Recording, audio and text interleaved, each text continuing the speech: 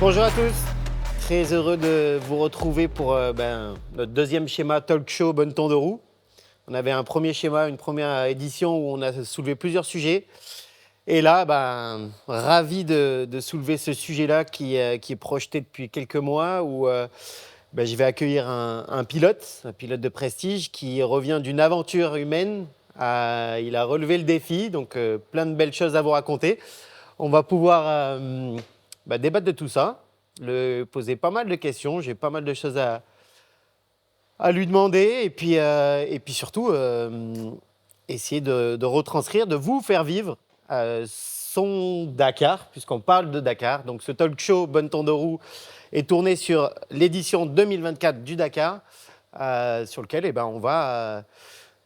je vais vous présenter l'invité de prestige, pour lequel j'ai l'honneur de l'avoir dans le canapé à côté de moi. Un pilote que tous les passionnés d'enduro connaissent. Tous les passionnés ont déjà croisé ce pilote sur le paddock. Il a brillé, bien sûr, par ses performances, mais aussi par sa sympathie.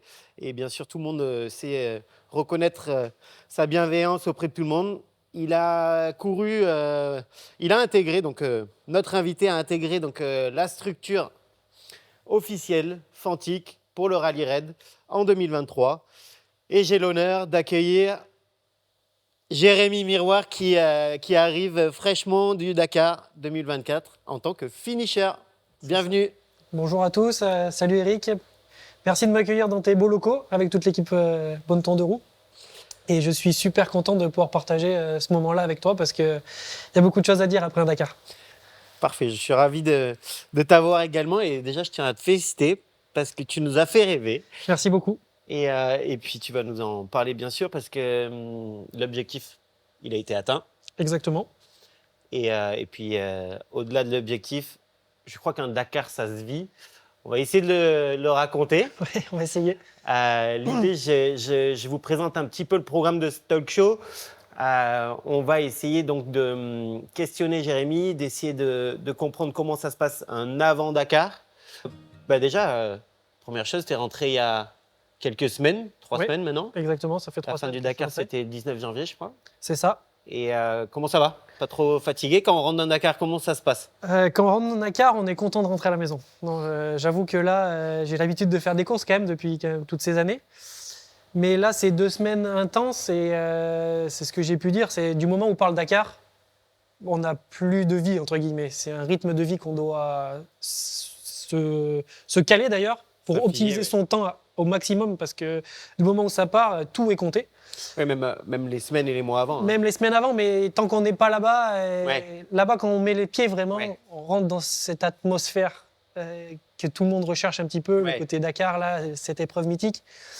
Donc non, du moment où on est là-bas et que la course est lancée, là, il faut être bien organisé parce que c'est une course contre la montre permanente, parce qu'il n'y a pas que le chrono de la journée, il y a la liaison, il y a la récupération, manger, prendre sa douche, tout ça, c'est vraiment toute la globalité de l'épreuve qui sur 2 semaines, on sent la conséquence. J'ai entendu en regardant une vidéo là, d'un des participants, Benji, je crois, qui évoque un truc sympa.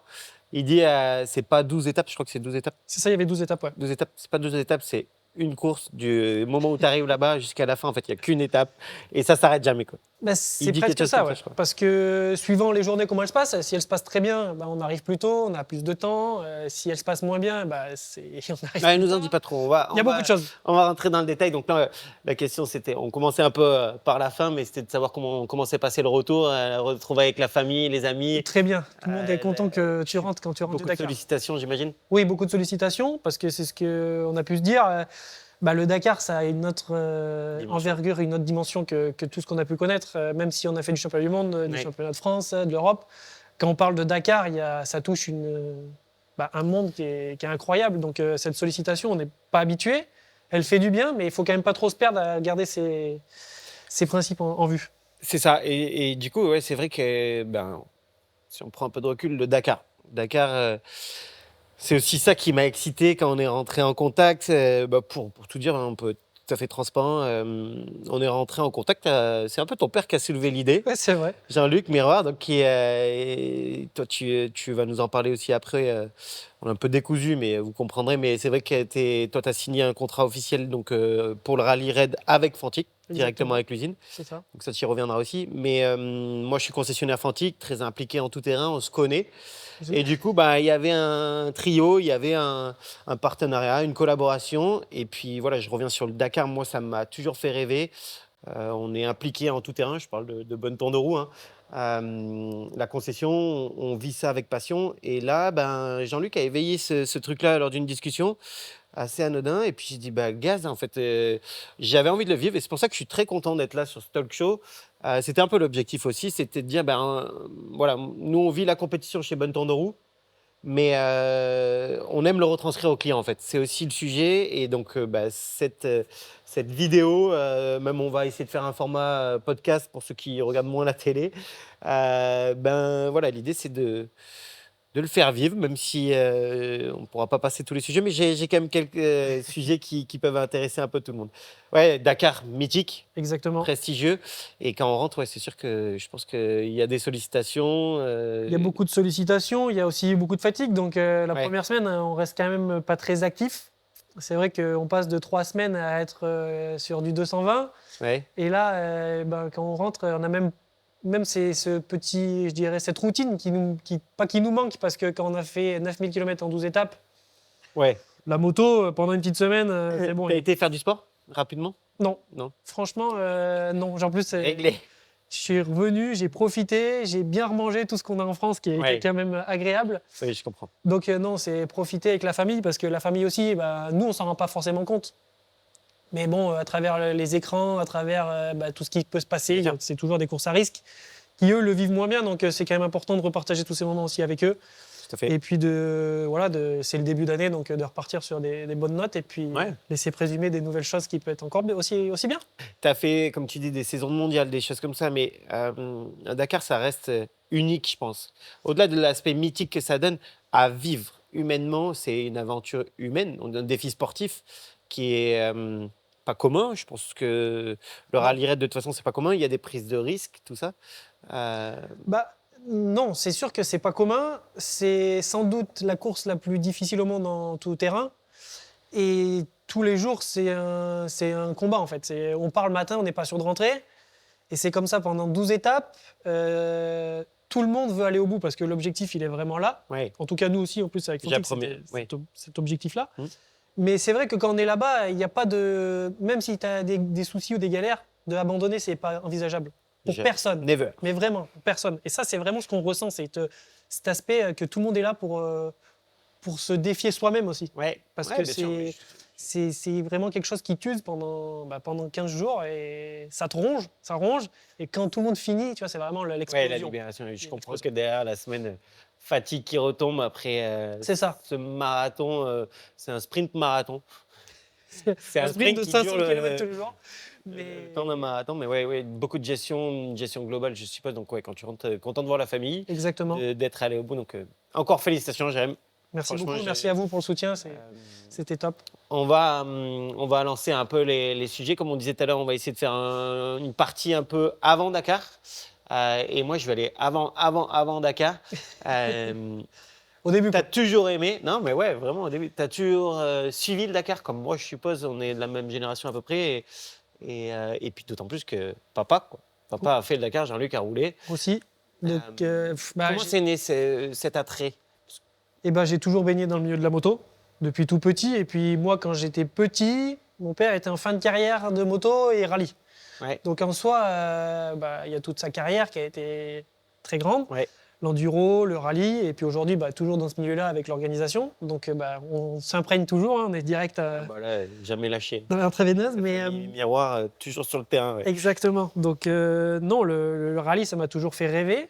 J'ai 29 ans, je pense que, on regarde pas la télé à 3 ans, mais ça fait 25 ans que, moi c'était ça. Que je regarde le rallye à la télé chaque début janvier. Et là, pour une fois, je ne le regardais pas, j'y étais. Et c'était un objectif depuis longtemps ou c'était une opportunité qui est tombée? Est-ce que tu as... C'est un objectif depuis longtemps. Dans ma tête, je me suis toujours dit que je le ferais. Ouais. Après, je ne voulais pas le faire trop tôt parce que l'enduro aussi, c'est quand même mon sport de cœur. Et puis, j'en ai fait 10 ans professionnellement. Et j'ai connu des hauts et des bas, plein d'émotions, une grande famille. Donc, franchement, c'était à point venu parce que je pense qu'il faut quand même avoir peut-être pas être trop jeune parce qu'on a un peu cette fougue et c'est assez dangereux. Et je dirais avoir un peu plus d'expérience, de mieux se connaître pour aborder des courses comme ça qui sont plus longues, plus difficiles. Donc non, le timing est bien. J'aurais voulu y aller peut-être 2-3 ans avant parce que quand on commence à monter sur des motos comme ça, on n'a plus trop envie d'en descendre et découvrir des places, des grands environnements places, que nous, on n'a pas l'habitude en Europe. C'est ça aussi. Mais non, je pense que c'était le bon moment. Voilà. Il y a eu l'enduro, maintenant il y a la partie rallye qui s'ouvre et j'en suis très fier. De toute façon, Jérém, ça ne s'est pas fait avant, c'est que ça ne devait pas se faire avant. Exactement. Et puis là, dans de bonnes conditions, on va en parler aussi. Et d'ailleurs, ça va être le sujet qui vient. Voilà, comme tu dis, écoute, c'était un objectif parce que c'est un peu un après-carrière enduro. Le rallye raid, c'était quelque chose qui t'a tiré. Toujours. Maintenant, bien sûr, de le faire dans de bonnes conditions, on sait tous que effectivement, c'est beau, le paysage. C'est beau. Ça va vite. Et du coup, c'est des sujets, hein, quand on va en rallye raid, il faut être humble et on l'entend souvent. Hein. Et là, d'être encadré, tu as eu cette opportunité avec Fantic d'être dans des bonnes conditions. Dis-nous un peu comment s'est fait cette collaboration avec Fantic, depuis quand et alors, ça s'est fait, c'est un petit peu marrant comme ça s'est fait, mais là, en 2021, j'ai fini l'enduro. Ouais. J'ai été faire un motorally en Italie grâce à Fred Di Giambattista, qui est venu avec moi, qui est italien-français. Donc ça m'a permis d'aller là-bas. Et c'est là que j'ai commencé à découvrir un petit peu le roadbook et le petit rallye, même si c'était en Europe. Donc j'ai bien roulé, ça m'a plu. Là, t'étais mort déjà. Et presque. Et puis bon, vu que c'était quelque chose qui m'attirait, j'allais souvent chez Mika Medj aussi, qui est un grand ami à moi, qui fait beaucoup pour moi pour m'aider et me mettre dans les meilleures conditions pour le roadbook, la navigation, essayer de me donner beaucoup de conseils. Et j'en suis vraiment reconnaissant. On a lié une grande amitié et c'est quelqu'un à qui je tiens beaucoup. Pas qui t'épaulait, Si, franchement, non, c'est un super gars. Cool. Et parce que c'est pas simple en fait. Nous, ici, on se rend pas compte de ce que c'est le désert. Et lui, il a été un grand pilote, Honda, Sherco, ça a été un leader. Et c'est bon de se servir d'une expérience comme ça. Et puis, il est très partageur. Il est, comment je dirais, passionné, un vrai passionné de ça. Okay. Et du coup, pour communiquer, nous, on s'entend bien. Et voilà, ça a déboulé sur des choses. J'imagine que ça doit être très bénéfique. Bien sûr, parce que voilà, c'est ça le but, c'est de gagner du temps. Parce que c'est difficile aussi d'arriver en rallye avec un palmarès. Alors, même si je ne suis pas, je dirais. Oui, mais tu as une notoriété, je vois ce que tu veux dire. Mais le but, c'est quand on arrive, on a quand même quelques regards sur nous. Et puis, nous, justement, on veut bien rouler parce qu'on aimerait s'instaurer dans ce nouveau milieu comme on l'a fait avec l'enduro. Mais c'est pas si simple. Les décors, les paysages, la vitesse, c'est un autre monde. Et en fait, il y a beaucoup à apprendre, j'imagine. Donc, il faut rester humble, comme tu dis. Mais c'est pas facile parce que tu as le côté compétiteur qui te dit bon, pousse parce que nous, on veut. Tu vois, moi, j'ai toujours roulé pour gagner. Là, il faut un peu ménager tout ça. Mais en même temps, ça fait du bien aussi, ce que je disais, de repartir du bas parce que ça te remet les pieds sur terre. Voilà, là, tu es comme tout le monde, tu vas faire ta course et tu apprends. Oui, c'est ça, c'est vraiment une nouvelle discipline, nouveau départ. Exactement. Et donc, on a fait ce championnat italien, j'ai fait cette course-là. Après, moi, je suis parti faire une saison de motorally en Italie. Là, j'ai été champion. Ouais. Donc du coup, en Italie, ils ont une grande passion de la moto, hein, Fantic, toutes ces marques-là, ils ont un vrai marché, je dirais, dans la moto. Bien sûr. Donc il y a eu d'autres discussions avec plusieurs petites marques, plusieurs marques même, et ça ne s'est pas concrétisé. Mais par le biais de mon ancien, je dirais, manager, j'ai roulé Honda quand j'étais là-bas. J'étais avec Darnis en France pour l'enduro et Simone Agazzi pour la partie italienne. Et donc, lui connaissait très bien Fantic et ça ne s'est pas fait avec Honda. Et je dirais, on s'est liés d'amitié aussi, parce que c'est une personne qui a le cœur sur la main, qui parle très bien français. On a gagné en Sardaigne ensemble, on a gagné le championnat et ça faisait 11 ou 12 ans qu'il n'avait pas gagné avec la Honda. Et franchement, tout s'est super bien passé et lui m'a mis en contact directement avec Fantic. Okay. Et là, ça a ouvert sur des belles opportunités. Et comme tu dis, quand c'est l'heure, il ne faut pas laisser passer le temps. C'est ça. Et puis là, tu es tombé à pic. Parfait. dans le sens où Fantic on était là aussi. Et on va en parler parce qu'il y a, il y a un projet derrière tout ça, Exactement. un projet Fantic, un projet avec lequel tu es lié. Mais c'est toi qui vas en parler. Mais ouais, effectivement, de toute façon, dans la vie, il n'y a pas. Je le disais dans la présentation, enfin, c'est mon jugement, mais tu as toujours été quelqu'un de bienveillant, comme on se croise depuis des années, on se connaît depuis des années. Mhm. Et bah voilà, tu vois, les rencontres, et ça va te permettre, je te le souhaite en tout cas, et puis la preuve en est, hein, tu es maintenant lancé, je te le souhaite en tout cas dans une carrière à venir en rallye raid. Mais cette phase d'apprentissage avec toutes les relations que tu as eues avec ton passé et les connaissances que tu as et les relations que tu as créées, permettent d'arriver à avoir des bonnes conditions, des informations qui te font gagner du temps. Mhm. Et puis là aussi, je trouve que c'était pas simple pour toi en tant que pilote, tu le dis beaucoup, d'essayer de te modérer. Parce que l'objectif, et là aussi tu vas en parler, c'était de finir, Exactement. de découvrir, Aussi. je pense, qui était... ouais, voilà, on l'a dit, hein, c'est des épreuves où il y a beaucoup de choses à apprendre, beaucoup de choses à assimiler. Il fallait y aller une première fois sans avoir un niveau de performance exigé. C'est mieux, je pense, pour Ouais, apprendre, parce que comme je t'ai dit, avec notre passé, si tout de suite on essaye de se piquer un peu à se dire faut y aller, ça devient vite dangereux. Et tous les mecs qui gagnent, c'est des mecs qui vivent dans le désert, des mecs qui font ça depuis des années et qui ont l'habitude. C'est des automatismes comme nous, on pouvait faire en enduro, mais voilà, c'est une nouvelle discipline. enfin, tu vas en parler mieux que moi, mais c'est un peu la question qui vient. Donc, ouais, après, il y a Fantic, donc Objectif Dakar, Oui, Fantic. Il y a eu, je t'invite à en parler un peu, leur projet à Fantic. Il y a eu quelques années avant toi, il y a un projet actuel ouais, pour lequel tu as coché. Félicitations. c'est vrai. Et puis, il y a les choses à venir. Dis-nous un peu plus comment s'inscrit Fantic dans le Rallye Raid.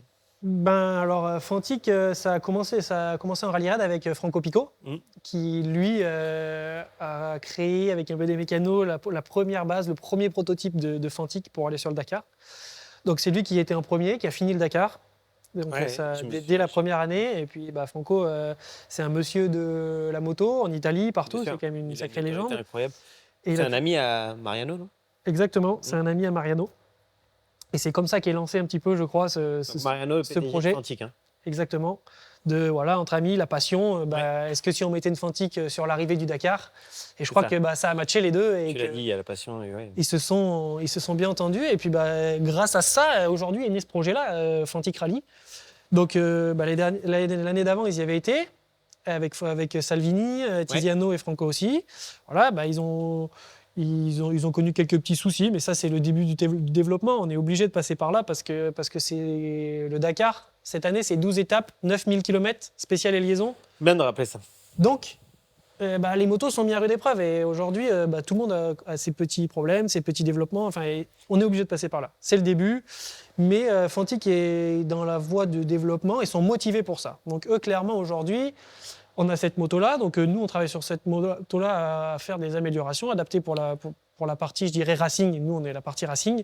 Mais eux, ils ont exactement la même moto que vous pouvez trouver chez Fantic. C'est ça. Et le but, c'est de le Chez commercialiser. Bonne Tour aussi. Chez Bonneton de Roue. Qui n'est pas forcément exposé, mais non, ouais, c'est une moto au catalogue. Donc on parle de la 450 XEF Rally. Exactement. Il y a deux versions. Oui. Et il y a une version un peu plus factory, mais même pour des clients trailer, ça reste une bonne moto. Oui, carrément, c'est une super. Trail vraiment tournée off-road. Oui. Voilà, c'est une très bonne moto, mais ouais. C'est ça. Et le but, en fait, clairement, c'est de concurrencer KTM et c'est Ouais. de suivre cette idée-là. C'est de proposer un service client, hein, une moto, une assistance. Alors, nous, le team A pour représenter ça et après, un D'aller team faire des support derrière pour permettre aux gens de rouler avec une Fantic et nous, de les développer pour que la moto soit de mieux en Bien sûr. mieux et compétitive et en espérant aller au plus haut du classement, quoi. C'est Ouais. le but pour tout le monde. Donc, ce qui est bien, c'est qu'on est, je dirais, ils ont pris 3 jeunes.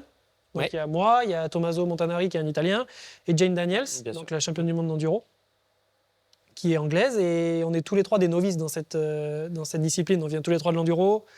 Mais par contre, vu que Fantic ils sont comme nous, et ce qui est bien c'est qu'on tire Ouais. pour monter vers le haut ensemble. Et tu vois, ils le savaient qu'ils n'avaient pas besoin tout de suite d'un top pilote parce que les attentes elles auraient été trop exigeantes. Bien sûr. Et nous, pour apprendre, c'est top. Et en même temps, ça nous permet de découvrir au rythme comme la moto. Donc, c'est un projet qui est hyper intéressant. Ouais, j'allais. Et ça nous fait faire des heures de moto, d'être dans le désert, parce que tout ça, c'est tellement différent de ce qu'on connaît, qu'on n'a pas le choix que de répéter. Bien sûr, et puis il y a des heures de moto avant, il y a eu des courses de préparation, notamment une. Oui, il y a le Maroc.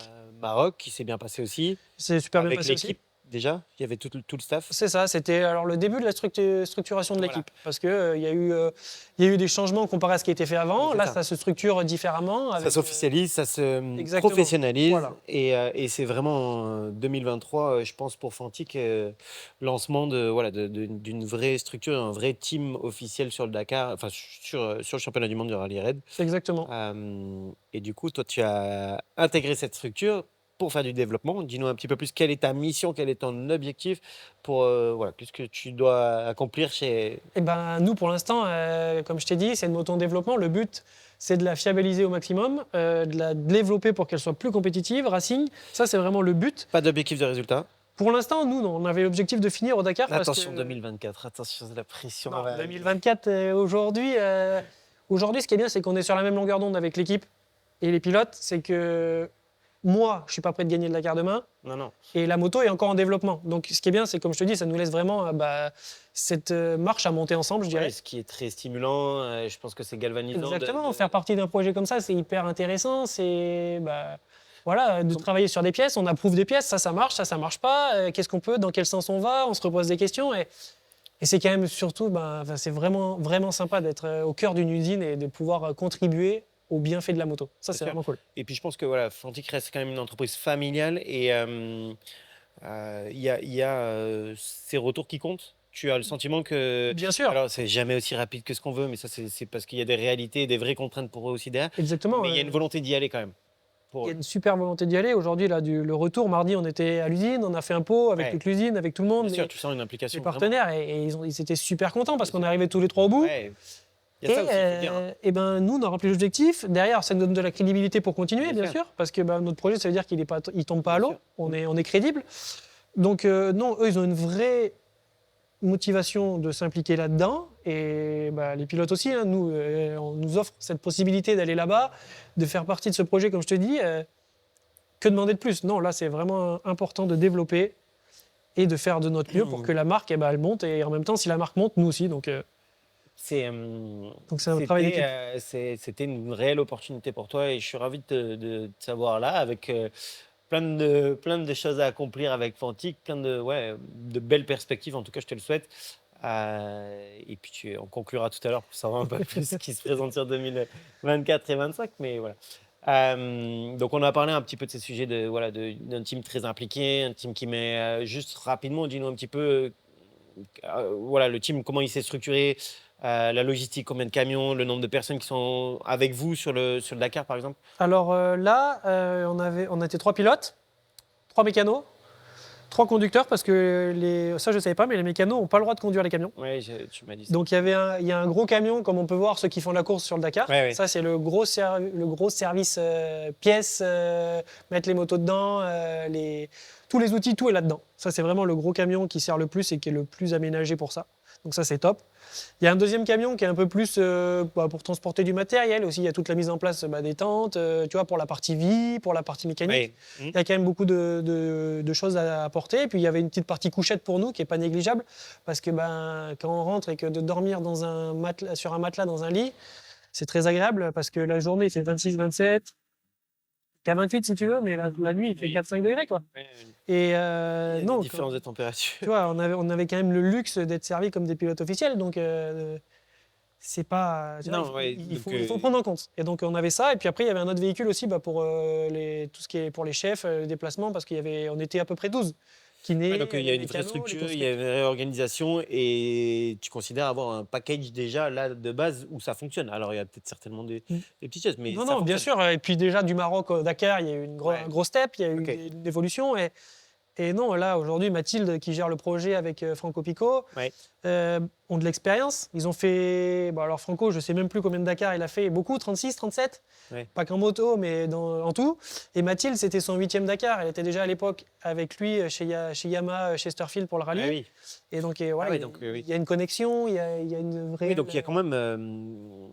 Tu t'évoques des pilotes qui n'ont pas forcément d'expérience, mais par contre, voilà. Et puis, comme tu dis, maintenant, toi, tu as des connaissances, je pense que Diane aussi. Et puis, tu viens d'évoquer des personnes en interne dans la structure qui ont le background et qui vont avoir de quoi apporter cette expérience nécessaire pour avancer aussi dans les bonnes directions. Je pense que c'était important. Et puis, Du coup, ça fait une belle équipe. non, ça fait une belle structure, une belle équipe. On est vraiment bien structuré. Nous, quand on est sur le paddock, on n'a rien à envier à personne. On a de quoi faire largement. Le Dakar pourrait durer 1 mois, ça marche. Qui reste.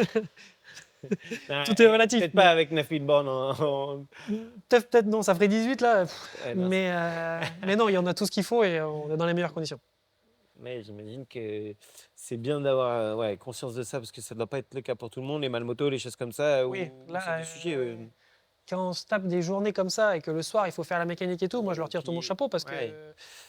Matin, tu as plié la tente, enfin tout plein de petites choses du quotidien qui font que ça ne doit pas être le. Non, moi. Après, il y en a qui aiment ça. Tu vois, ils viennent juste pour justement cette expérience-là. Bien sûr. C'est la vraie expérience, le Dakar avec la malle. Là, tu dirais qu'il y a deux. Le Dakar, de toute façon, c'est le Dakar. Tu le fais que ça soit en malmoto ou en ayant une structure qui peut t'encadrer. Dans tous les cas, les bornes, tu les as fait, l'usure, tu l'as. Mais tu juges que c'est quand même complètement différent et peut-être beaucoup plus dur Ouais, je pense quand même, parce que nous, on est dans un confort. On est dans un confort. Tu t'occupes t'as un mécano, t'as tout. On arrive, on pose la moto, il prend la moto, il fait la mécanique, nous on va se laver, on fait du kiné, on va manger. C'est royal au bar. Mérite quoi en fait. C'est l'Amérique. Aucun mérite. Donc non, franchement, les gens qui le font en mal moto, c'est un gros respect pour eux. Ouais, bien sûr. Et c'est vrai que. Là, les mecs, déjà, ça reste une aventure humaine, on le disait, mais là c'est plus encore. Exactement, parce que nous, en moto, on est tout seul. Défi, quoi. On est tout seul, tu vois, toute la journée, parce qu'on fait en moyenne 750 km par jour. Ouais. On fait, au Dakar, c'est pas des spéciales. On compte un peu 750 bornes et pas que du roulant. Il y a de tout. Hein. Pour certains, pensent que c'est 750 comme ça, mais non. Il y a des zones loin de là. un peu caillouteuses, un peu des canyons, un peu voilà, et puis des dunes très usantes. Oui, il y a tout. Il y a de tout. Il y a tout, et puis tu as la liaison le matin avec de la route, on part de nuit, on part tôt, on est habillé avec des combinaisons de ski, on a la cagoule, les bouffes, les gants, et ça, les gens ne se rendent pas compte, mais ça, c'est usant. Moi, c'est ce qui m'amusait le plus, en fait. La spéciale, elle fait 480 km, tu t'amuses. C'est joli, tu es dans des paysages, tu dis, oh, on est au Dakar, tu profites, tous les jours c'est nouveau, tu as cette adrénaline qui te galvanise, c'est génial. Par contre, le matin, il faut partir et qu'il fait froid. Que tu es tout seul. Et puis là, on parle des fois 200-300 bornes. La pire, le matin, on a journée. fait 500 km de liaison pour aller descendre jusqu'à l'Amphiporter. On a fait 200 km de dunes. Et quand la veille, tu t'es déjà bouffé. Et on a refait 60 ou 80 pour rentrer le soir, je sais plus. Ne t'inquiète pas qu'on n'a pas besoin de te faire de berceuse le soir, tu dors. J'imagine, ouais. Et puis je vois ce que tu veux dire, effectivement. Quand tu as un spécial. Tu cogites pas. Ouais, et puis tu prends plaisir. Tu joues, voilà, même s'il y a une concentration, il y a une fatigue, tout ça, ok. Mais non, liaison très longue. 500 km, tu fais une rétrospective de ta vie, alors tout y passe. J'ai eu Jérôme Bas au téléphone qui a fini Dakar cette année, hein, lui aussi, et pareil, il me disait, mais t'as même pas idée. Non, ça c'est un peu le côté long du truc, mais en même temps, ils ont certainement des contraintes aussi. On ne fait pas comme on veut, comme ici, on a des contraintes à respecter. Donc ça fait partie du rallye, donc il faut aller d'un point A à un point B, et s'il faut aller jusqu'à la spéciale, il faut y aller. Mais c'est pas qu'un chrono finalement, hein. Il n'y a pas seulement des spéciales tous les jours, il y a vraiment ce côté endurance, vraiment. C'est ça qui tire sur la corde, qui tire, et puis on se lève tôt, les motos on part très tôt, il fait nuit encore, et, tu vois, c'est tout. Si tu dois résumer là un petit peu la gestion globale du Dakar, c'est quoi ce qui te permettrait de dire c'est comme ça qu'il faut le gérer. C'est-à-dire que y a plein de choses qui rentrent en compte. Est-ce que le plus important, il y a tout qui est important, mais il faut être vachement prêt physiquement, il faut ménager la moto parce qu'il peut tout se passer. Il y a tellement de choses qui rentrent en compte. Tu résumerais comment les trucs à cocher? Ouais, tu vois, on m'a souvent posé ce genre de questions, genre est-ce que c'était comme tu l'as imaginé, tu vois, est-ce que tu étais assez prêt, je pense que... Tu referais pareil en prépa? J'améliorerais des choses forcément, parce que tu es obligé de le vivre pour comprendre comment ça marche, comment ça fonctionne. Tiens, ça, je ferai comme ça l'année prochaine. Déjà dans ta préparation, qu'est-ce que tu changerais? Ma préparation physique, je m'entraîne depuis longtemps avec mon entraîneur, c'est Tony Josselin que j'ai rencontré à l'époque quand j'étais chez Eric Bernard. Ouais. Et c'est un super entraîneur qui m'a toujours donné de bons conseils. Et en plus de ça, il venait pas du milieu de la moto. Et moi, ça m'a interpellé, je veux rester avec lui. Parce que dans le milieu de la moto, après, tu sais, on sait tous un petit peu, tout le monde a les mêmes trucs. Alors que lui, il fait beaucoup d'autres sportifs, même du handisport, tout. Il a été des Jeux paralympiques. C'est quelqu'un de très ouvert et très réfléchi. Et donc, côté sport, on a fait beaucoup de sport, tu vois, 2-3 fois, voire 3 fois quand même à la fin par jour de sport avec des intensités modérées, parce qu'il a aussi fait partie, il a été cycliste pro, donc tu vois, il a des charges de travail, il connaît ça et il est passionné de ça. Donc, côté sportif, je dirais que vous aviez plutôt déjà... J'ai plutôt bien bossé.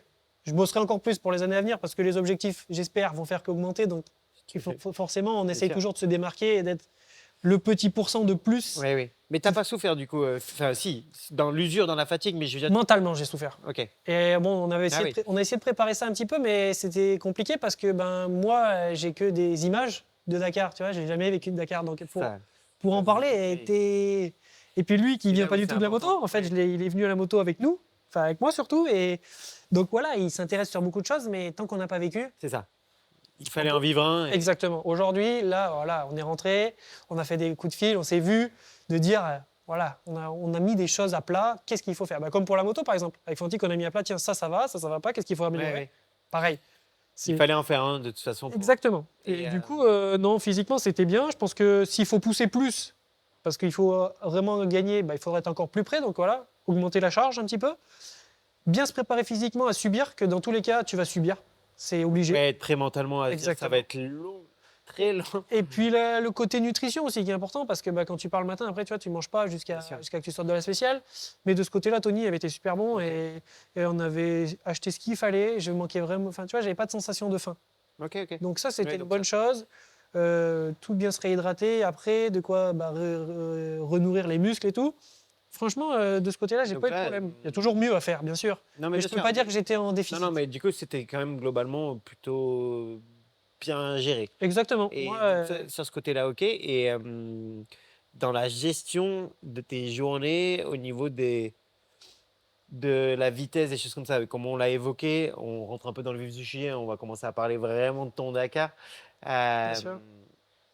Chaque journée, comment tu pars ? Est-ce que tu dis il faut souder ? C'était pas l'idée. C'était pas l'idée déjà de Fantique, parce que le but c'était d'amener les 3 motos au bout. Et après, au-delà de ça, tous les soirs, la veille à 20h, il y a le briefing de David Castera qui dit voilà, tout le monde doit venir, et il dit quelle texture ça va être sur tant de pourcents. Tu vois, là, ça va être du sable, ça va être des rochers.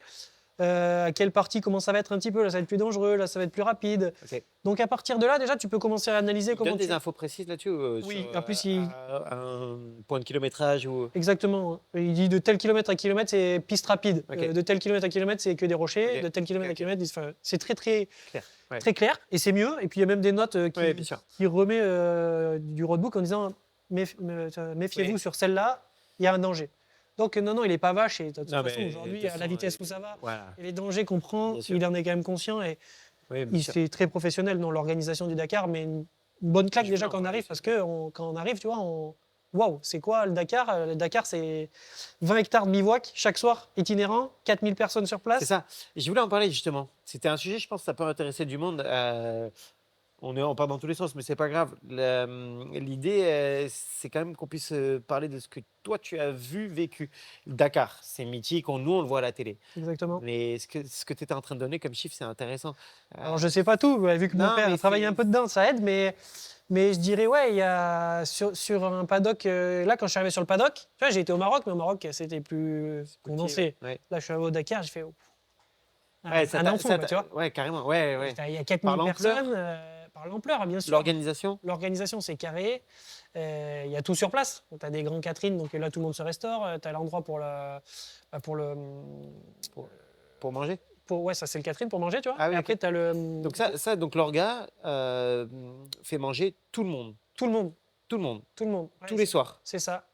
Matin et soir. Et donc, avant la course, donc matin, ça, c'est que ce soit le pilote Malmoto qui me paraît logique, mais vous aussi. Tout le monde. Ok. Après, il y en a qui assistants, vont pas peut-être le matin. Je crois qu'il y a certains pilotes, tu vois, ils préfèrent manger dans leur. Non, mais d'accord. Mais c'est prévu pour tout le monde. Les mécanos, tout le monde. Ok. C'est une gestion incroyable. Ah bah ouais. Et puis il y a tout. Tu as tout ce qui est pour la FIA, la FIM, le Medical Center. Le chronométrage, enfin tout. Tout. Donc c'est vraiment un gros village. Et j'imagine, et je crois que j'avais vu ou entendu ça, il y a deux. Il y a pas, ils déménagent pas. Il y a un coup d'avance. Non, il y a deux Ils sont obligés parce que ça se passe, ça le nombre de spéciales qu'il y a et puis est tellement éloigné. Donc il y a deux équipes. Exactement, il y a deux équipes. Ils travaillent, enfin ils décalent pendant qu'ils déménagent. C'est ça. Il y a l'autre qui est déjà installé, ok. Exactement. Non, c'est une sacrée organisation et puis la sécurité, on se sent pas Ça doit être en insécurité. Il y a plus de 12 hélicoptères.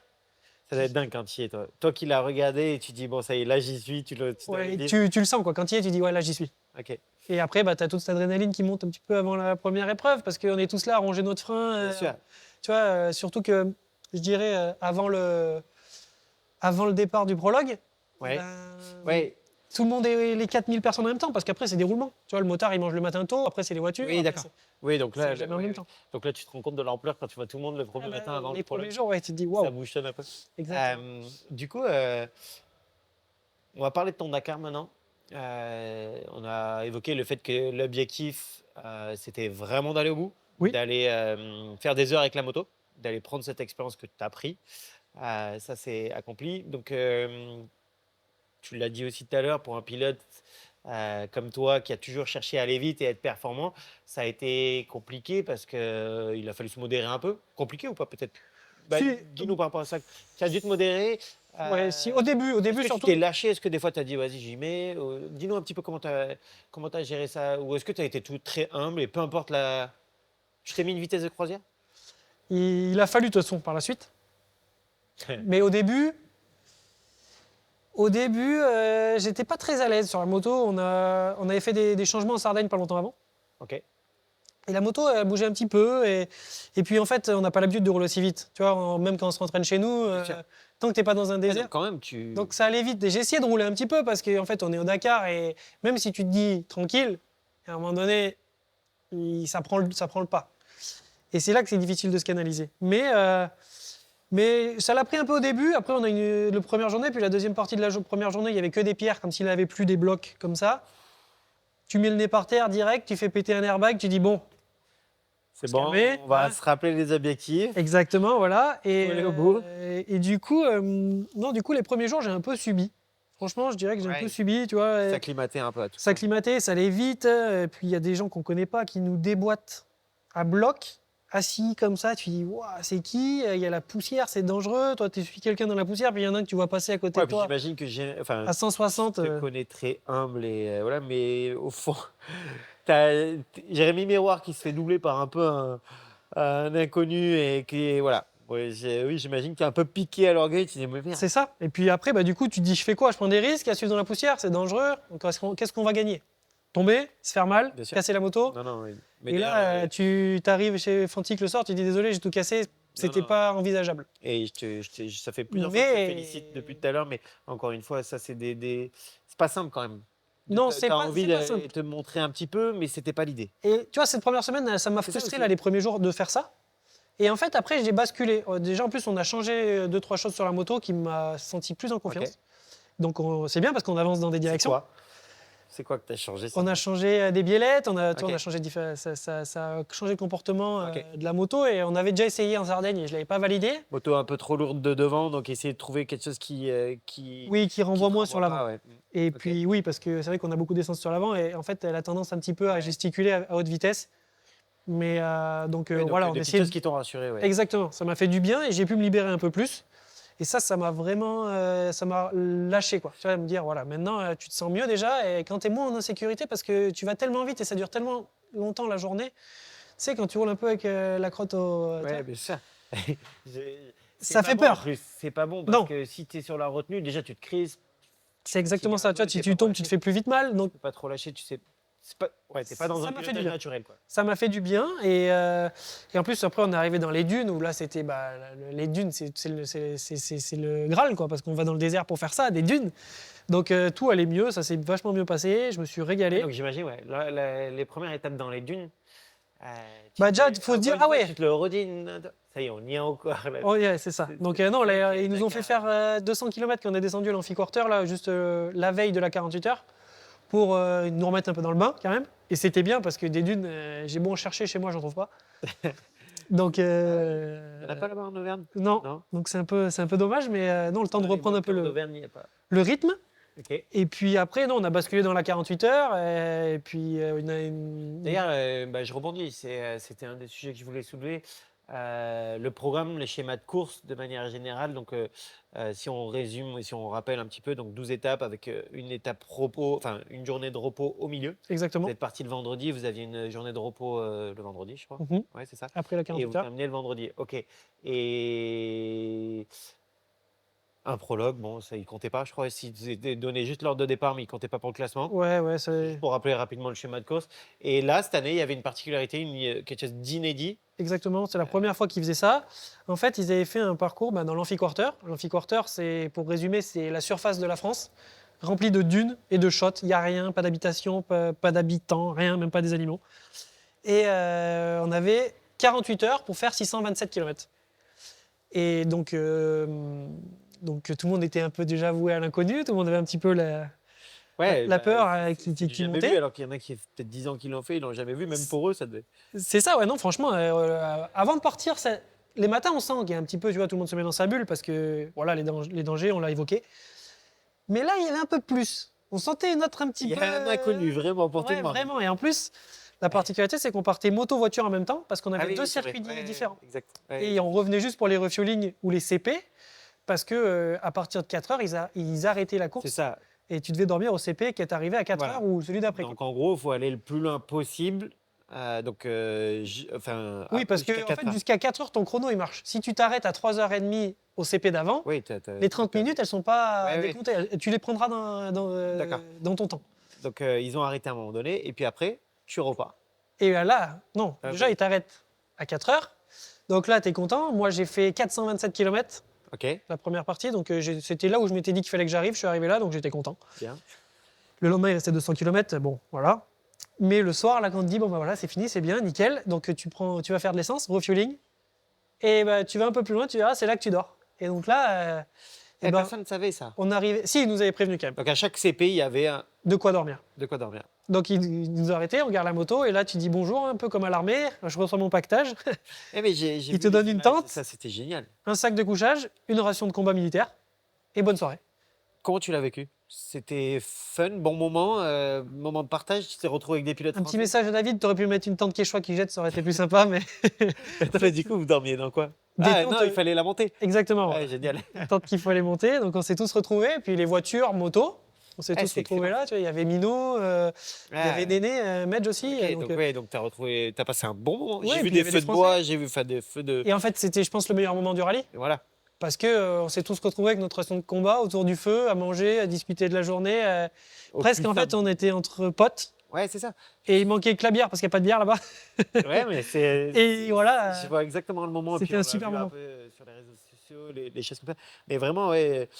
Au milieu de la course, avec des pilotes de prestige, de notoriété, tu aurais pu tomber avec des Loeb, des Nasser. Nous, il y avait Sainz. Voilà, donc. Il y avait Serradori avec Mino, il y avait Dudu, il y avait Quintanilla.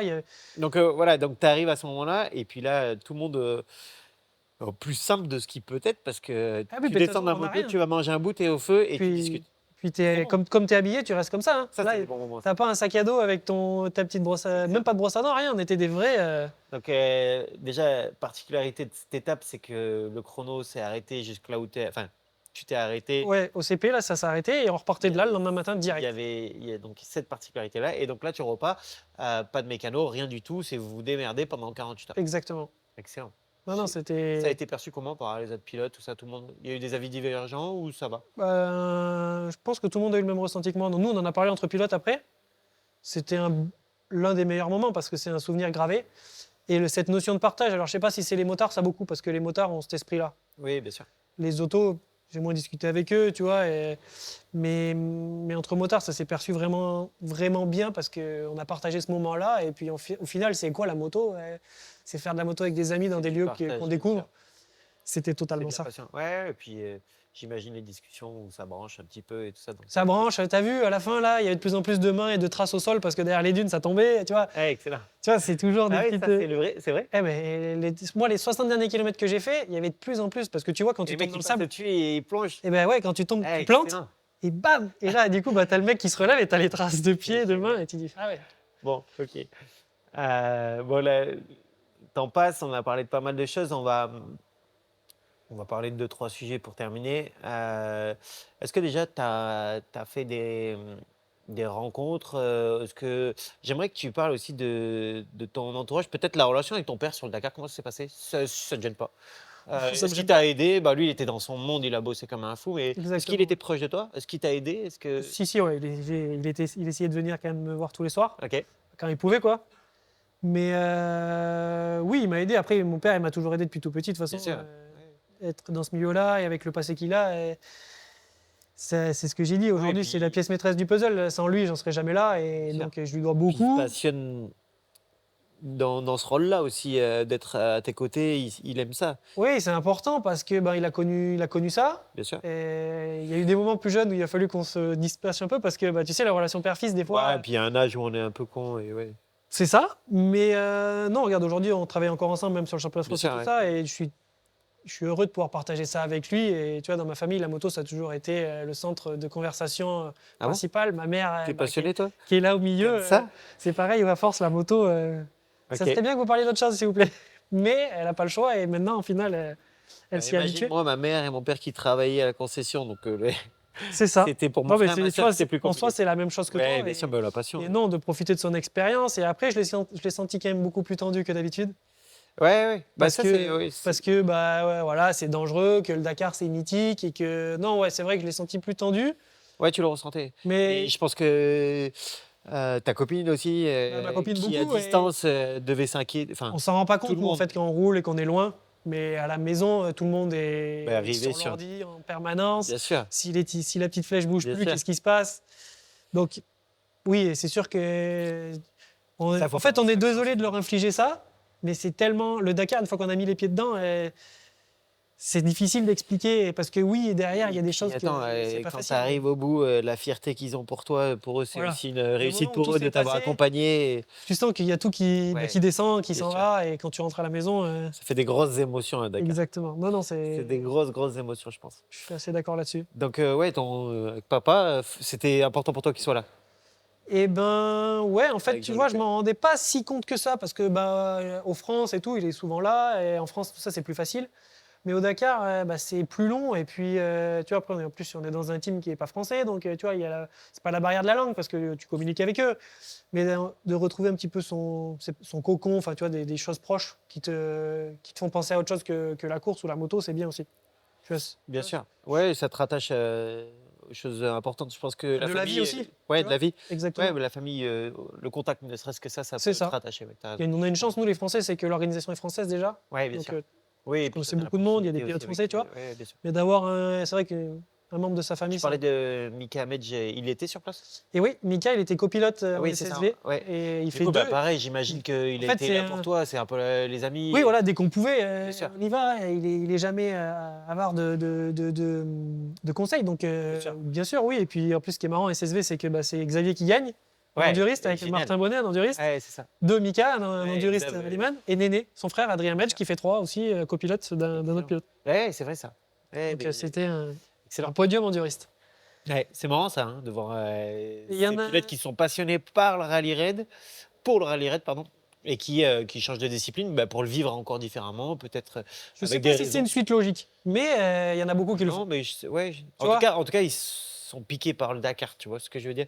Ils y retournent dans d'autres disciplines pour diverses raisons, certainement, peut-être tous différents. Mais en tout cas, c'est addictif certainement un petit peu. J'ai peur. Écoute, j'ai 2-3 sujets rapides. La première, c'est on va parler de tes résultats, même si c'était pas l'objectif, mais mine de rien, tu l'as dit, tu t'es modéré, tu t'es rappelé à l'ordre. Oui, parce qu'en plus, le Dakar, c'est une course à élimination. Tu t'étais mis un objectif de résultat quand même en off, dans ta tête, tout seul. T'en as parlé? Je m'en suis bien que j'ai pas rempli, du coup, je m'étais dit au moins dans les 30. J'y ai pensé. Mais Donc, bon, tu finis 31e, oui. c'est ça. C'est anecdotique, c'est pas grave. C'était, Non, non, non, non. on Et le puis, rappelle, c'était vraiment l'idée de développer une moto, de développer un projet, de faire avancer un projet. Le tien aussi, au passage, parce que exactement. d'apprendre. Et donc, satisfait. Bien sûr, d'aller au bout, c'est une vraie récompense pour l'équipe, pour moi, c'est une satisfaction parce que quand on regarde tout ce qu'on a transpiré pour faire les 9000 km, Ouais. c'est bien d'aller au bout parce que c'est une Ouais. récompense. Oui, Donc bien non, ça fait 31.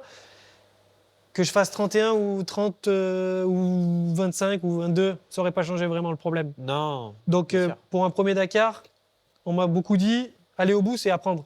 Si tu finis pas, tu t'apprends rien. Donc C'est ça. En fait, c'est quelque chose qui est assez vrai. tu tenais ce discours avant de partir déjà. Et Tu franchement, disais qu'il fallait aller au bout parce qu'il faut valider l'apprentissage et c'est chose faite, donc très bien. exactement. La moto, je pense qu'il y a encore pas mal de choses à revoir et donc ça aussi, elle est de bonne base, mais c'est vrai que ça te modère un petit peu parce qu'il y a une question de feeling, elle marche Oui, très bien bien. sûr, toute l'équipe était d'accord là-dessus. De toute façon, c'est que le début du projet. Rome s'est pas construit Bien sûr, en un jour. Donc non, voilà, il y a une bonne base et là maintenant on essaie d'améliorer tout ce qu'on peut. Voilà, Ouais. les réservoirs, les suspensions, tu vois, c'est les boîtes à vitesse, beaucoup de choses. Il y a beaucoup de travail parce que quand on regarde les motos, les Honda, les KTM, toutes ces marques-là qui ont travaillé pendant des années, Des années avant des d'être années, devant, bien sûr. et voilà, on est au tout début du projet, donc C'est ça. chaque chose en son temps. Et c'est pour C'est ça, ça. je pense que c'est mieux d'être intelligent à se dire, vaut mieux faire un peu moins, Bien mais sûr. aller au bout parce que déjà on aura plus de données, on aura Bien plus sûr. d'informations pour la suite. Et Et l'idée, voilà. c'est que l'année prochaine, tu sois dans le top 30, voire plus près du top 20 ou top 15, en tout cas, si tu y vas. Mais voilà, il y a tout un travail qui est mis en place et ça faisait partie de ce travail-là pour Bien sûr, arriver bien plus sûr. loin. Puis il y a eu des bonnes choses, tu vois. J'allais en parler justement. Il y a eu On va regarder, tu vas nous présenter des médailles. Dis-nous un petit peu médailles et trophées parce que il y a quand même il y a eu beaucoup d'éclats d'ailleurs. Une belle journée, même si pour toi ça devrait être une journée normale, j'imagine. Ouais, non, alors, tu vois, ça, c'est la médaille de meilleur rookie du jour 7. Je peux la garder dans mon bureau. Ça, c'est mon premier top 20, du coup. Tu vois, c'était une bonne journée. Donc premier rookie sur l'étape 7 Exactement. et tu fais 16, 17, Je fais 20.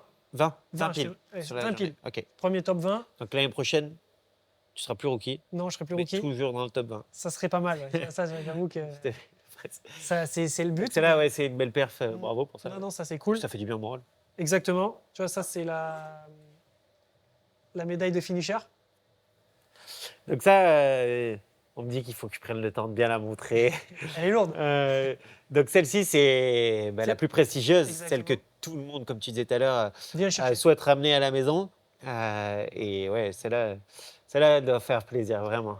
Ah, quand tu le mets autour du cou, c'est impressionnant. Puis comme tu disais, il y a tellement d'efforts, tellement d'heures, tellement de kilomètres. Félicitations vraiment encore une fois. Exactement. Ouais, c'est chouette.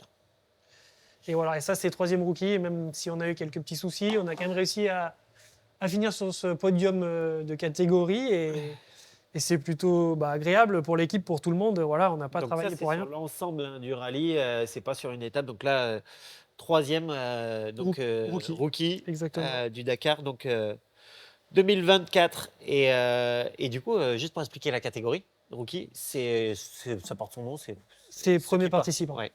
Donc, Première fois que tu fais le Dakar. Exactement, c'est ça. Il y a un truc qu'on n'a pas parlé, parce qu'on est parti dans tous les sens.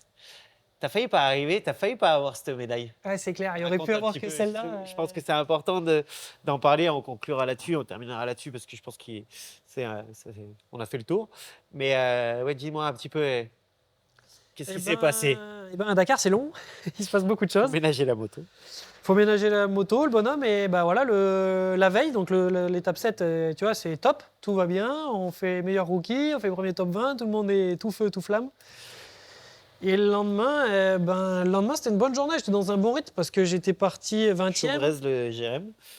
Chaubrez. Et je roulais pas trop mal en plus. J'étais dans un bon rythme, j'étais sur la même lancée. Et je me perds justement pas longtemps avant. Et je me perds vraiment en plus.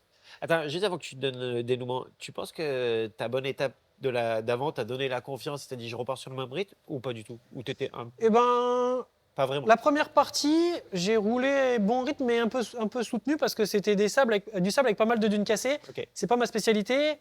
Et quand tu sais que les bons, ils attendent que le bip sonne pour avoir danger 2 pour couper, moi, j'en étais pas à ce stade-là. Tu vois, il y avait Jean-Loup Lepin derrière moi. C'est intéressant ce que tu dis. Il m'a rattrapé assez vite. Je me suis décalé. Je dis, vas-y, passe. Hein. Si tu me rattrapes, de toute façon, c'est qu'il va plus vite que moi. Et puis en rallye, on n'en est pas là à se faire du motocross parce qu'il y a assez de danger pour ça. Mais tu vois, j'ai essayé de le suivre un petit peu et je suis pas encore assez à l'aise là-dedans, pas en confiance. Donc je l'ai laissé partir. Mais après, je savais que la deuxième partie de l'étape était plus pour moi parce que c'était plus roulant, avec des cailloux, tout ça. Je savais. Okay. Donc après, la première partie, ça allait, mais la deuxième partie, j'ai accéléré un peu plus. Et après, je me suis perdu. Et c'est vrai que David, il nous fait des roadbooks pour se perdre. C'est le but. Hein. Ça, on l'a vu beaucoup cette année. Et là, franchement, c'est la seule fois du rallye où j'arrivais plus à me recaler. Quoi. Vraiment, je suis resté un quart d'heure, 20 minutes à tourner en rond. Et je me suis vraiment dit, mais c'est pas possible. Et du coup, tu sais, c'est un peu d'agacement. Et l'agacement, une fois que l'agacement a pris le dessus, c'est fini. Et là, il venait. J'essayais de me dire, de toute façon, c'est pas grave. On est là pour apprendre, mais tu sais, c'est impossible.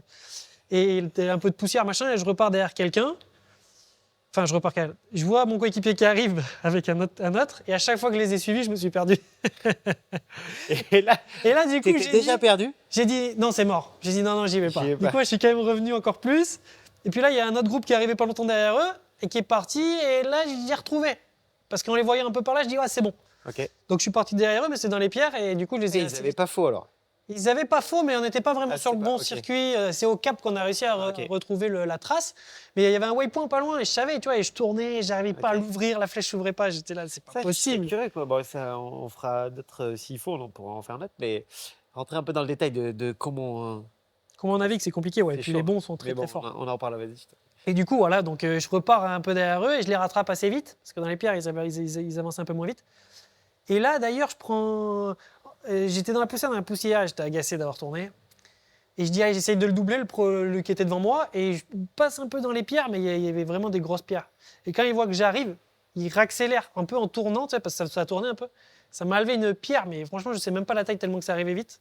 Ça m'a pris là, ça m'a coupé les lunettes, ça m'a enfoncé les lunettes dans le nez, là, et j'ai senti saigner direct les étoiles. Je dis, putain.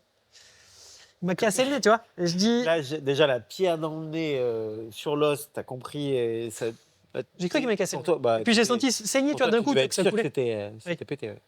Et bon, ça reste. Je touche et tout, et je dis, bon, non, ça n'a pas l'air. Donc bon, je continue. Et là, pas longtemps après, en voulant remonter sur eux, j'ai tapé une pierre que j'aurais pas dû taper. Et Je connais le dénouement. Et qui m'a laissé un mauvais moment à passer. Du coup, j'ai cassé le moteur parce que j'ai ouvert. La pierre était un peu... pété un carter, ouais. J'ai pété un carter. Donc, j'ai fait vidange sur place, mais c'était pas l'heure. C'était pas le moment.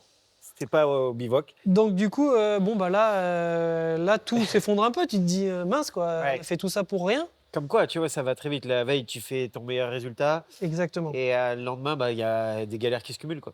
Complètement. Perdu, et là, le nez en vrac. Exactement. Et le moteur terminé à revoir. Là, du coup, tu as l'organisation qui t'appelle parce que tu es arrêté. Oui, qu'est-ce que vous avez? Problème mécanique? Oui. Vous pouvez réparer? Non. Bon, on va venir vous chercher. Bon, ouais, attendez. On vient quand même et tout. Bon, ils sont venus.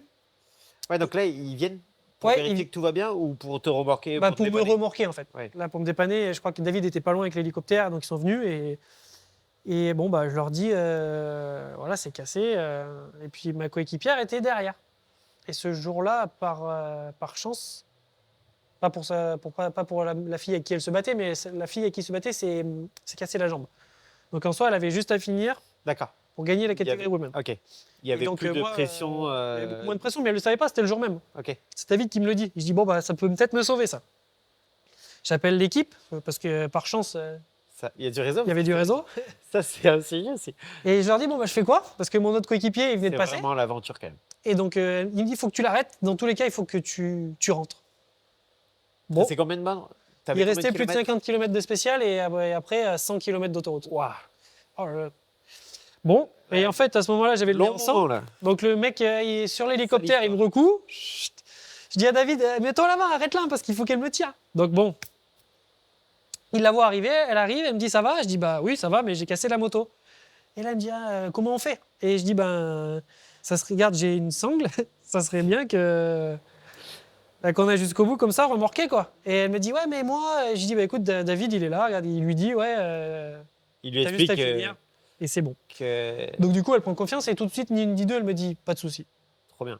Et Par contre, ça doit être long. une fille en or, hein, une fille super Ouais, solide mentalement. tu le disais dans les vidéos. C'est vraiment quelqu'un de super intelligent. Elle est super Elle est intelligente, tenace, à mon avis, tu vois, mentalement. elle est réfléchie à beaucoup de choses. Elle est pas championne du monde pour rien. Quoi. C'est ça que je veux dire. Ouais, bien Elle sûr. est hyper costaud Oui, ça en dit long, ouais. et franchement, Et là, très il content fait. qu'elle me dépanne là. Donc là, elle me dit Là, il ok, bah, fallait rentrer quand même. c'est parti. De Et là, toute façon, fallait rentrer. après, non, je dis ça, mais à la fois, quand t'en es là, que t'as une solution, Oui, mais c'était pas le coup facile. tu y vas. Non, c'est Tu vois, pas il y facile. a un moment donné, on se disait, tu vois, parce que moi, je suis tombé Ah ouais, 4-5 fois, elle est tombée Ah oui. une ou deux fois. Les voitures qui revenaient sur nous, parce que moi, tant que j'arrête, les voitures passaient.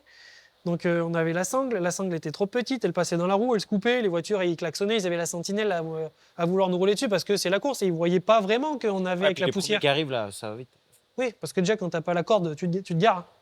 Mais ouais, c'était long, ça a fait du fèche-fèche, il y avait beaucoup de pierres, c'était pas plat, ça faisait des S, mais là, vu que la sangle était courte, de quel pied à quel pied, ça tirait, des fois, la moto, elle partait, pulvériser la brêle par terre. C'est encore plus beau quand tu arrives au bout après avoir galéré comme ça, peut-être. Alors, tu préférais ne pas l'avoir vécu. Eh ben, aujourd'hui, c'est une belle histoire. On a, tu vois, Ouais, et puis il y a cette. la solidarité cette de entraide, l'équipe, ouais. l'entraide et tout. Si elle n'était pas là, j'aurais pas les médailles, hein, ni la coupe, ni rien. Bien sûr, et puis je sais à quel point tu sais être reconnaissant. Donc du coup, non, aujourd'hui, je lui dois une fière chandelle et merci Jane. Mais écoute, c'est ces anecdotes-là qui font que le Dakar est devenu aussi mythique. Il y en a eu tellement, on en a vu tous depuis des années. Voilà. Et je pense que c'est ça qui rend aussi ce côté encore plus émotionnel quand tu arrives au bout et que tu as passé la ligne d'arrivée et que tu sais que tu as passé 150 bornes à être tiré, à faire tomber. Exactement. Il y a un tout, quoi. Il y a un Oui, tout, et il y a toutes ces... voilà. complètement. Mais Ça fait partie de ça aussi, c'est l'entraide. Mais bon, de trouver la personne qui veut bien t'aider, parce que Puis- pour sortir et pour que tu sois encore classé, il faut que ça soit un concurrent qui t'aide. oui, oui, bien sûr. Tu n'as pas le Et- droit d'avoir l'aide de personnes extérieures à la compétition, exactement. à la course. Ouais. Ouais. Une belle aventure. Ouais. Non, mais aujourd'hui, ça se finit bien. Mais là, pour conclure, voilà, c'est ça. C'est vécu. Comment tu conclurais ce Dakar Eh ben, c'était une super aventure. On a rempli les objectifs. Fantic et l'équipe, on s'entend super bien. C'est une vraie petite famille. C'est un vrai petit cocon. Le projet est magnifique. Développer une moto pour une marque, aller sur des courses mythiques Bien comme sûr. ça pour un championnat du monde des rallyes, le Dakar. Bien sûr. C'est en fait un rêve de gosse qui se réalise. Donc on peut être que reconnaissant de tout ça et de s'investir à 200% pour eux, pour nous. C'est ça. Donc non, je suis hyper fier de faire partie de ce projet. Je sens vraiment qu'il y a beaucoup de positifs dans tout ça et puis encore plus avec ces médailles à l'arrivée et ce qui laisse présager beaucoup de belles choses à venir. En tout cas, Fantic, c'est une marque qui revient maintenant depuis 3-4 ans, qui renaît de ses cendres, comme je dis, et qui fait les choses bien. On a une très très belle gamme. Ce soir, tu n'es pas là pour rien, mais on va présenter à nos clients la 300 de temps et la 310. Donc il y a vraiment beaucoup de choses qui arrivent chez Fantic. Ils font les choses au mieux, ils le font bien. Exactement. Et toi, tu vis ce projet-là à 300%. Tu le vis pour toi aussi, avec tes objectifs perso certainement, par étapes. Forcément, derrière, on espère Et alors, du toujours. coup, 2025, Dakar, pas Dakar, est-ce que tu sais le dire, tu sais pas le dire, c'est trop tôt? Aujourd'hui, comme je t'ai dit, mardi, on était à l'usine. Et quand on arrive à l'usine avec ça devant toute l'usine, eh ben, on est plus crédible. Ils sont Oui. contents. Bien sûr. Oui, là, ça va continuer. Là, le projet qui est pas signé encore, mais qui est en cours de validation, c'est de Maroc-Dakar. Ok. Certainement l'épreuve au Portugal, le championnat du monde des rallyes aussi. Ok. C'est bien d'être en Europe. Et puis je pense que le terrain ça prête peut-être mieux à nos motos et nos styles de pilotage d'aujourd'hui. Ok. Tu vois, c'est un peu plus européen. L'idée, c'est d'aller faire encore des heures sur la moto en compétition. C'est ça, mais ça arrive vite. C'est du 2 au 7 avril, donc tu vois, oui. le temps passe très vite. Ah oui, oui. Ils veulent qu'on fasse le championnat italien de motorrallye aussi. Ouais, donc il y a quand même. C'est ça. Et puis après, j'espère des choses peut-être avec toi aussi et Fantic. Ben oui, bien sûr. Pour, Comme on l'a introduisé, il y a, je pense, plein de choses à faire avec Fantic et la notoriété et tout ça. Je pense que Fantic comprend des choses. Ils ont passé beaucoup d'étapes. Hein. le côté industriel de Fantic a fait que il fallait qu'ils en arrivent là, maintenant, là où ils en sont. Et je pense qu'ils vont mettre le sujet compétition et les engagements maintenant en ordre de marche. Et puis toi, tu fais partie des projets. Écoute, moi, c'est quelque chose qui m'intéresse aussi parce que tu vois, il y a une belle moto derrière toi et ça peut être On parle de la compétitif. 310, ouais. La 310, Ouais, c'est voilà, sûr la nouvelle moto qui... voilà, pour rien cacher à personne, hein, on voit, on discute et on va voir pour faire rouler Jérém sur les classiques. On devrait discuter de ça prochainement avec Fantic, mais Voilà, on va voir si, voilà, si le projet les intéresse. En tout cas, nous, tous les deux, on est chauds. Et moi, je serais ravi, en tout cas, de te voir porter nos couleurs. Ça serait un vrai plaisir et un vrai honneur. Et puis, écoute, on va clôturer là-dessus. Ouais, écoute, merci beaucoup, merci à toi, merci à toute J'étais l'équipe. très content de t'avoir avec toi et puis très content d'avoir toute l'équipe, hein, Bonne Temps de Roue était fière, fière de tes résultats, mais fière d'avoir pu suivre ça et on s'est passionné pour ça et les clients aussi, je l'espère. Et puis merci d'avoir fait le boulot. Merci à vous, merci beaucoup en tout cas, c'est Et gentil. puis à bientôt, moi j'arrête. À la On a suite plein au de choses prochain à faire. épisode. Ouais, c'est ça, la suite au prochain épisode. Ciao, ciao.